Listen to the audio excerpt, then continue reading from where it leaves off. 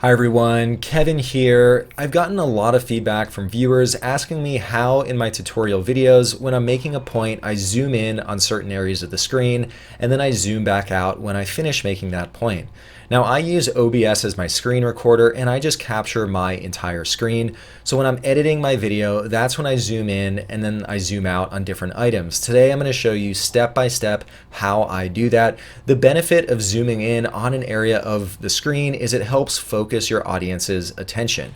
Today, I'm using Cyberlink PowerDirector as my video editor. This is what I use for editing all of my videos. Is it the best video editor? Do I recommend it? Well, it works fairly well. The performance is pretty good, so I'd recommend it. But there are also many other video editors out there as well that also have the ability to zoom in and out. Today, I'm going to be using keyframes. Many other video editors that I've used in the past also have this capability. So if you happen to be using a different video editor, you should also be able to follow along. In terms of editing software that I recommend, I would also encourage a lot of people to check out DaVinci Resolve 16. From everything I've read, that is one of the best video editors that you can use, and it's free to get started with. They have a typical freemium model where the base functionality is free, but if you want to collaborate or work with others, typically in bigger video productions, at that point you have to pay for that additional functionality. But for all the base functionality, it's free to use. Another professional one, a little more expensive, is Adobe Premiere, but you can use that as well. All right, well, why don't we jump on the PC and I'll show you how you could use keyframes to zoom in on portions of the video that you want your audience to focus on. Here I am on my PC and I have Cyberlink PowerDirector open. Once again, even if you have different video editing software, you should be able to follow along. We're going to use keyframes today, and of all the other prosumer to professional video editing software that I've used, they all support the concept of keyframes. So as long as you understand the concept today, you should be able to also use it in your video editing software. If you're interested in getting Cyberlink PowerDirector or considering this software, I did a review video on this earlier and I've included a link in the description. Now today I want to show a real example from a video that I recently did. I recently pulled together a video on how you could highlight your mouse cursor. If that's something you're interested in as well, you could find a link to that in the description. Now I have one video clip from that video that I used to explain how to highlight your cursor, and today I'm going to use this to demonstrate how you could zoom in on certain portions of the video and then how you could zoom back out. And as bonus points, I'm also going to zoom in on one item and then switch the zoom to a different item before zooming out. So I'll show you how to do both of those. First off, I want to give a little bit of context as to how PowerDirector organizes the screen, because I think this will help as we look at how we could apply keyframes. Up here in the top left-hand corner, this is all of my media content that I'm going to use to pull together my video. Here I see one video clip. This is going to be a very simple example, so I'm only using one video clip to demonstrate how you use keyframes to zoom in and out. Over on the right-hand side, this is where I can preview the video clip, or I could preview my finalized video. All of that happens up here. In a sense, I see what I'm creating up here in the top right.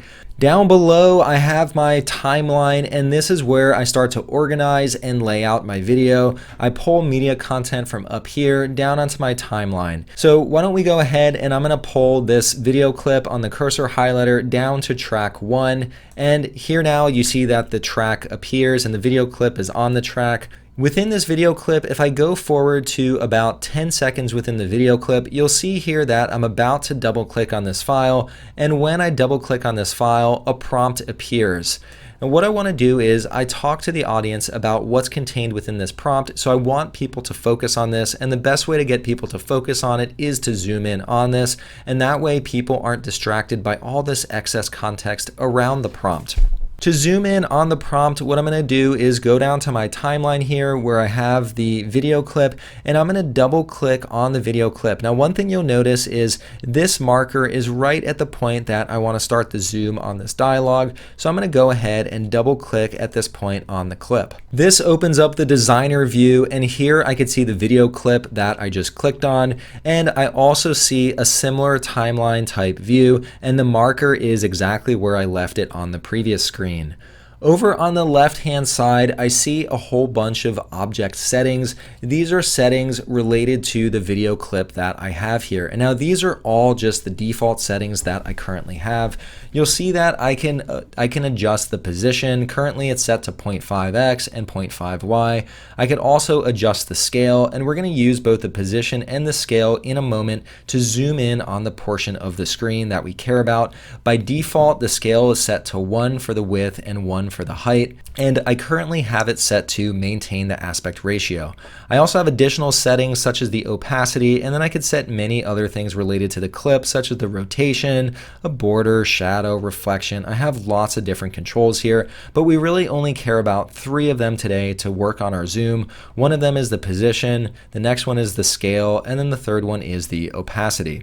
To create a zoom, we're going to use keyframes today, and the easiest way to explain a keyframe is to show you exactly how it works.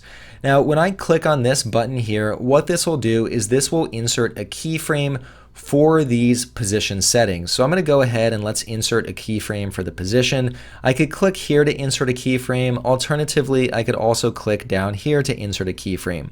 Similarly, I want to insert a keyframe for the scale, so let me go ahead and insert this keyframe. Now these keyframes with them, they carry these different settings with them. So at this point in time on the timeline, the scale will be 1 for the width and 1 for the height, and the position will be 0.5x and 0.5y. Now what I want to do is this is going to be the beginning of my zoom. So you'll see here I'm right at a little over 11 seconds. Now I want my zoom to be fairly quick. Maybe it'll take a little under a second. I'm going to zoom in here on my timeline view. And let me jump forward maybe to about 12 seconds is when the zoom will end. So here I am at about 12 seconds. And once again, what I want to do is I want to insert 2 keyframes. This time I'm going to click on the add keyframe button for the position and for the scale. So right now these keyframes are all exactly the same. I haven't adjusted anything yet, but now I want to do the zoom. So I'm going to use the control key and my wheel to zoom out on the video file up here. Alternatively, I could also click on the zoom out button. So I'm just going to zoom out a little bit, and now let me go ahead and expand the view here, and this will in a sense be my zoom. So you'll see now that the scale has gone up, and I'm going to continue expanding this, and I'm going to try to position it in the middle of the screen. Now one of the things I want to make sure I do is I want to make sure that my dialogue is included in the visible or the viewable space of the screen.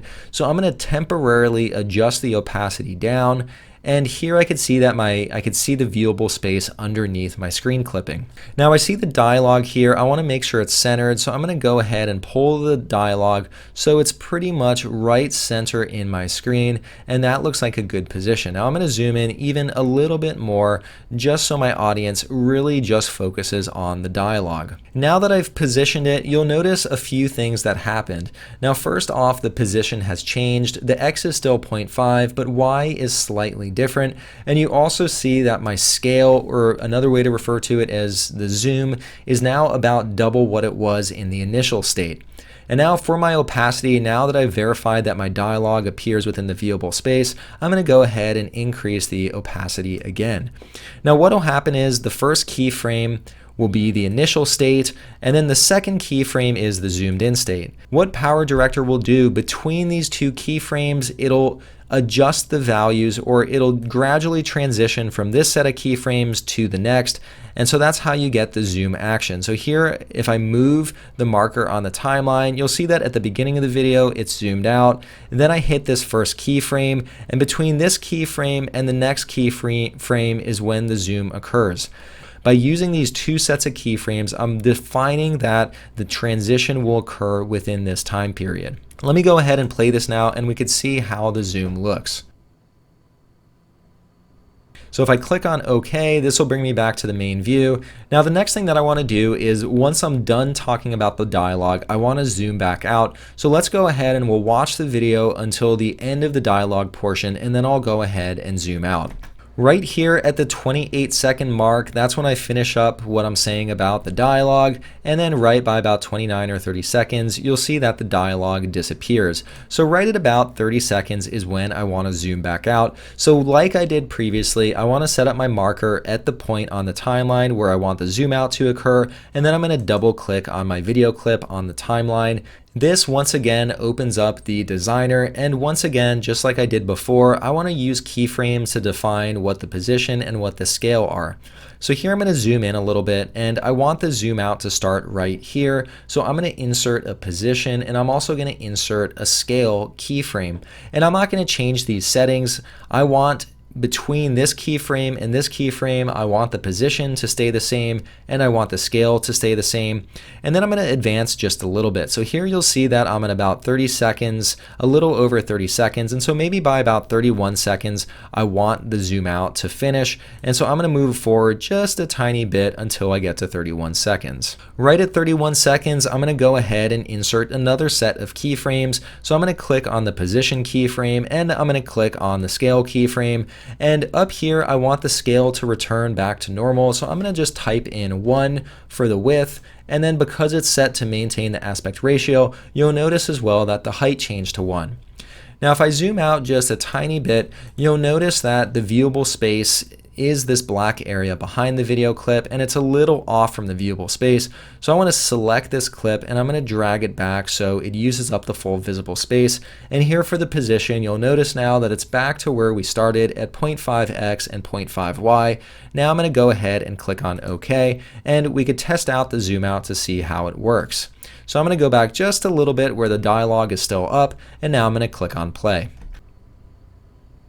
And there you see the zoom out happens at those keyframes that I defined. Next, I also want to show you how you could zoom in on one item and then switch over to a different item without zooming out first. And to do that, we're also going to use keyframes. This one's a little bit more complex, but it'll make sense once we jump into it. Over at the 1 minute and 25 second mark, I have another spot, and you'll see here right at 125, I click over on the tray on my Windows taskbar, and that opens up a set of settings, and I want to zoom in on the bottom right hand corner. One thing you'll see though is as I advance and as I continue talking, I talk a little bit about this menu, and then I go ahead and I click into the settings option, and I want to be zoomed in on this section. Now, one thing I could do is I could zoom in on the bottom right hand corner, and then I could zoom back out. However, instead what I could do is I could simply maintain the zoom but switch the focus to this area. So let's go ahead and I'll show you how to do that. I'm going to go back to a minute 25 when I click on the tray down here at the bottom, or it's actually at about 123. And so at this point, I want to zoom in. So once again, let's go ahead and click on the video clip on the timeline, and this opens up my designer again. Within here, I'm going to zoom in on my timeline view, and I'm going to do the same thing I did before. I'm going to insert a keyframe for the position and the keyframe for the scale. And so I'm at about a minute 23. I want to maybe go to about a minute 24, or maybe a little over for the zoom to finish. So I'm going to scroll over just a tiny bit, and let's go a little bit over 124. And then I'm going to insert another set of keyframes. And for these keyframes, I'm going to define what the position is and what the scale is. So here I'm going to zoom out above, and I'm going to now drag this to zoom in on the bottom right hand corner. Once again, I'm going to reduce the opacity just to make sure everything I want to show is on the viewable screen. I'll zoom out a little bit more, and maybe I zoom just a tiny bit more so the focus is truly just on this area. Now you'll see here that it's adjusted the position. It's also adjusted the scale to about 2x, and this looks pretty good. Let's go ahead and play it and see how this looks. And I want to make sure I increase the opacity again before I do this. So here you'll see that it's zoomed out, and then I talk about that section and we zoom in. Now I'm going to click OK for now, and you'll see in the video clip that it zooms in, and it'll stay at this zoom level until the next point. So I'm simply going to go ahead and move the marker into the video up to the point where I click on settings. So right here is when I click on settings and when I want to change the focus. So once again, I'm going to click on the clip on my timeline, and this once again will open up the designer view. What I want to do here is let me insert a keyframe again for the beginning of the transition. Once again, this keyframe will maintain the settings from the last keyframe. Let me zoom in just a tiny bit more. Now, as you see here, as I click on it, right at this point is when the focus changes. So I'm going to go ahead and let me insert 2 more keyframes. And now I'm going to zoom out on here. And for this keyframe, I want to define what the focus is. Once again, I'm going to drop the opacity just so I can see how it aligns with the viewable space. And now I'm simply going to drag this item down, and I want to fit this new dialog within the viewable space. So I'm going to go ahead and let's center it right in the middle of the screen. So the position is 0.5 and 0.5, but the scale here is still 2x. So I'm going to go ahead, let's click on OK, and now we could see how this turned out. So here you see that it zooms in on the bottom right hand corner where I talk about this menu, and I talk about the menu a little bit before clicking on settings, and I'll show you what the transition to settings looks like. So here now I click on settings, and then we jump over, and that's when the dialog opens up. Now I'm going to double click on this. It felt like the transition took a little long, so let me go ahead and speed this up. One thing I'm going to do, I'm going to zoom in on my keyframes, and you'll see there's a lot of spacing between these keyframes. I could simply click on this keyframe, drag it over, and then I'm going to do the same with the scale keyframe. I'm going to drag it over, and once again, the space between these keyframes is the transition time. One thing that's nice is when I have these keyframes lined up, you'll see that they both highlight in red. I want the position and the scale to change at the exact same time. I'm going to click on OK now, and let's see how this turned out and if this looks better. So here I'm talking about the menu. I click on settings, and now it'll jump over to the next view. Now it's on settings for a little while, and at some point I'd want to zoom out again, but I think we've now demonstrated how you could use keyframes to zoom in on areas of your screen and then zoom out. Now the nice thing about keyframes is you have quite a bit of control over what the area of the screen is that's zoomed in on and where it's positioned. Alright, well that was a quick tutorial of how you could use keyframes to define the position and also the scale of your video clips. I use this all the time to zoom in, zoom out, and choose where the audience focuses within my videos. Now it's a little bit time consuming using keyframes, but when you're producing a tutorial video or an educational video, it really elevates and ups the quality of the presentation. If you found this video helpful and you now know how to use keyframes in your videos, please give this video a thumbs up. If you want to see more videos like this in the future, hit that subscribe button. That way you'll get a notification anytime new content like this comes out. And lastly, if you want to see me create any other videos in the future on any other topics, leave a comment down below and I'll add it to my list of videos to create. Alright, well that's all I had for you today. I hope you enjoyed, and I hope to see you next time. Bye.